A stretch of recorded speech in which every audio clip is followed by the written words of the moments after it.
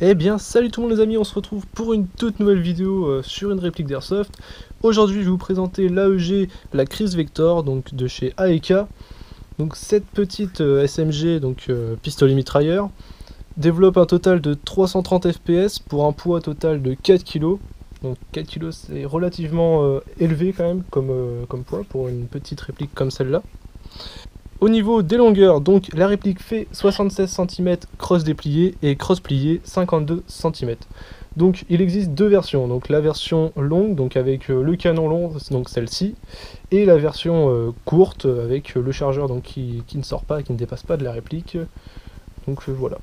Au niveau du sélecteur de tir, donc le sélecteur de tir, donc il y a 3 modes, 4 modes même exactement. Il y a 2 sélecteurs de tir, il y en a un pour la sécurité, donc on-off, et le deuxième sélecteur pour semi-auto, full auto et en rafale de 2.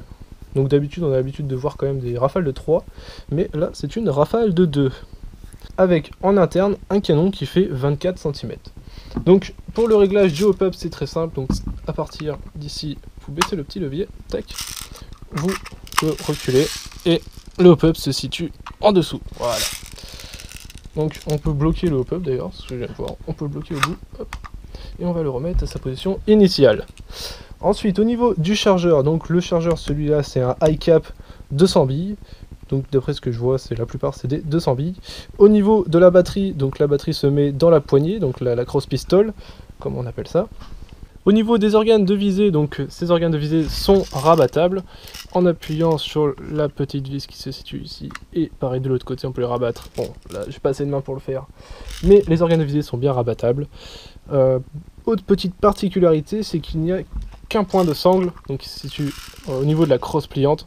Donc après, si vous voulez une sangle 2 points, il vous faudra rajouter un petit adaptateur qui se met sur le rail Picatinny pour avoir une sangle 2 points. Pour les caractéristiques de cette petite Kriss Vector, on a fait le tour. Donc maintenant on va passer à la partie un peu ergonomique. Donc pour l'ergonomie, donc cross pliable bien entendu. Donc ça refait quand même un petit peu si on veut la jouer version courte. Tac. Ensuite les différents rails Picatinny.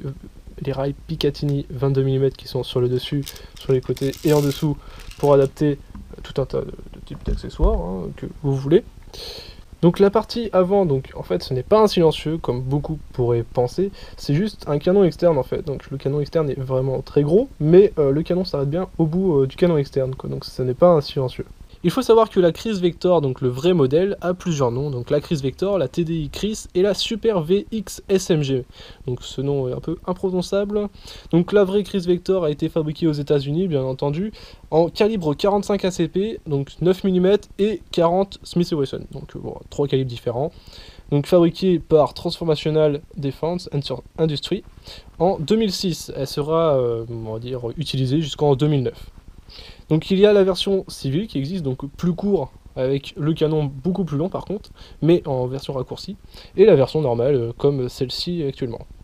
On la voit dans de nombreux jeux vidéo, tels que Battlefield, Call of Duty, Watch Dogs, Far Cry ou encore Ghost Recon. Donc on se retrouve tout de suite pour un petit test au chronie. Donc 331...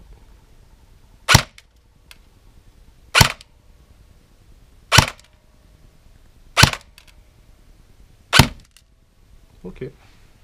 Donc en moyenne, on est bien entre 310 et 330 fps comme annoncé par le fabricant. J'ai fait le tour à peu près de cette petite review, donc merci d'avoir regardé la vidéo, j'espère qu'elle vous aura plu, que vous aurez un plaisir à continuer de regarder nos vidéos sur les répliques d'Airsoft. Je remercie Mondial Airsoft pour le prêt de la réplique bien entendu, et moi je vous souhaite une très bonne journée. Salut tout le monde.